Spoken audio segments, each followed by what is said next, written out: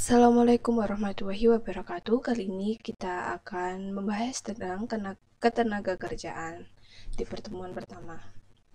Jika kalian sudah membaca RPS yang telah saya kirimkan di dalam Telegram bot, maka kalian akan dapat memahami dan mengerti pembahasan-pembahasan apa yang akan saya sampaikan.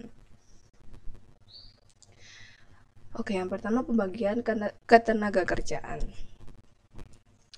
Yang pertama, tenaga kerja, yaitu orang yang mampu melakukan pekerjaan guna menghasilkan suatu barang atau jasa. Yang kedua, angkatan kerja, yaitu penduduk yang memiliki pekerjaan atau sedang mencari pekerjaan. Yang ketiga, kesempatan kerja, yaitu lapangan kerja atau lowongan kerja yang tersedia untuk angkatan kerja. Kebutuhan tenaga kerja yang kemudian secara real diperlukan oleh perusahaan atau lembaga penerima kerja pada tingkat upah, posisi dan syarat tertentu yang diinformasikan melalui iklan dan lain-lain. Kesempatan kerja ini sering disebut dengan lowongan kerja. Yang keempat, pekerja atau buruh, yaitu setiap orang yang bekerja dengan menerima upah atau imbalan dalam bentuk lain. Baik, perhatikan bagian berikut ini. Di dalam penduduk dikelompokkan menjadi usia kerja dan bukan usia kerja. Di dalam usia kerja dibagikan lagi yaitu angkatan kerja, bukan angkatan kerja. Di dalam angkatan kerja terbagikan lagi bekerja, sementara tidak bekerja, dan pengangguran terbuka. Di dalam bekerja terdapat bekerja penuh dan bekerja tidak penuh. Di dalam bekerja tidak penuh tergolongkan menjadi dua, yaitu setengah menganggur dan bekerja paruh waktu. Baik, saya jelaskan ya. Usia kerja yaitu penduduk berusia 15 tahun atau lebih. Itu dianggap sebagai usia kerja ya.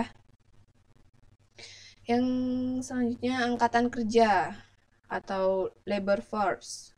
Penduduk usia kerja 15 tahun atau lebih yang bekerja, memiliki pekerjaan namun sementara tidak bekerja atau pengangguran. Selanjutnya bukan angkatan kerja, yaitu penduduk usia kerja yang masih sekolah, mengurus rumah tangga, atau melakukan kegiatan lainnya seperti pensiunan, cacat fisik sehingga tidak bisa bekerja. Mahasiswa pun termasuk bukan angkatan kerja ya. Yang selanjutnya bekerja, employer.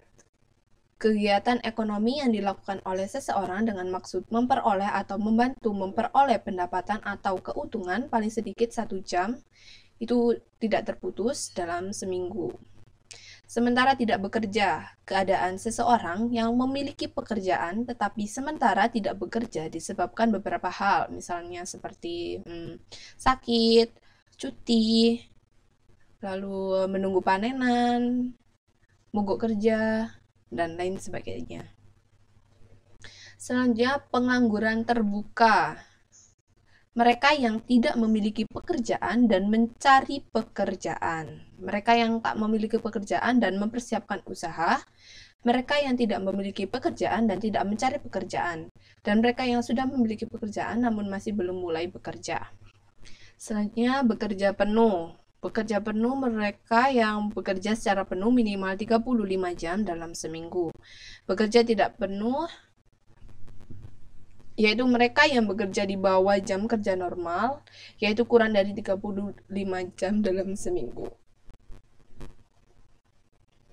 Selanjutnya, setengah menganggur atau menganggur terpaksa, yaitu mereka yang bekerja di bawah jam kerja normal atau kurang dari 35 jam dalam seminggu dan masih mencari pekerjaan atau masih bersedia menerima pekerjaan.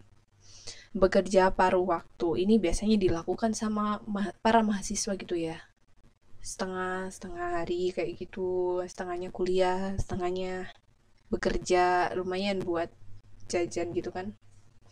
Bekerja paruh waktu atau pengangguran sukarela, mereka yang bekerja di bawah jam kerja normal atau kurang dari 35 jam dalam seminggu tetapi mencari pekerjaan atau tidak bersedia menerima pekerjaan lain. Oke, next. Selanjutnya, jenis tenaga kerja menurut kualitasnya. Pekerja berpendidikan, yaitu tenaga kerja yang memiliki ilmu dan keterampilan yang didapatkan dari proses pendidikan. Ini contohnya seperti dokter, guru, teknisi semua teknisi itu kan perlu sekolah dulu ya, biar dia bisa mendapatkan profesi yang mereka inginkan. Yang kedua, pekerja terampil, yaitu tenaga kerja yang memiliki keterampilan tertentu, mungkin dari pelatihan atau kebiasaan. Pelatihan kayak kursus, misalnya salon gitu ya, kalian ikut kursus. Yaitu kalian termasuk pekerja terampil, atau dari kebiasaan ataupun keturunan, misalnya ayah kalian itu tukang kayu, terus turun-temurun kalian belajar sama dia, itu juga termasuk pekerja terampil.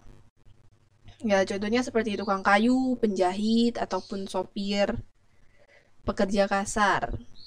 Tenaga kerja yang tidak memiliki pendidikan maupun keterampilan namun hanya mengandalkan tenaga saja. Pekerja lepas yaitu seorang yang bekerja sendiri dan tidak berkomitmen pada perusahaan dalam jangka waktu tertentu.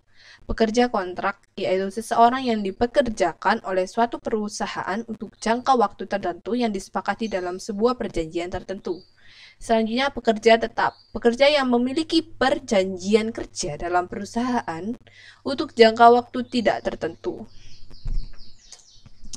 Oke, lanjut kita ke indikator ketenaga kerjaan. Yang pertama, rasio ketergantungan atau dependensi rasio dengan rumus DR jumlah usia non-produktif per jumlah penduduk usia produktif dikali 100.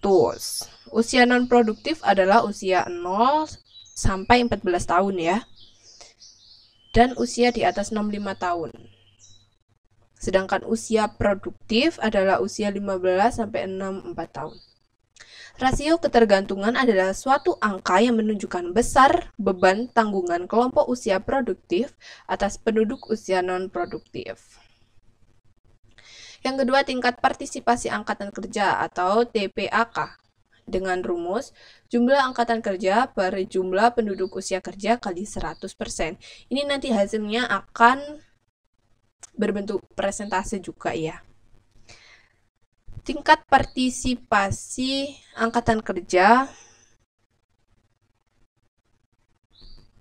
semakin tinggi nilai TPAK, maka semakin besar penyedia tenaga kerjanya.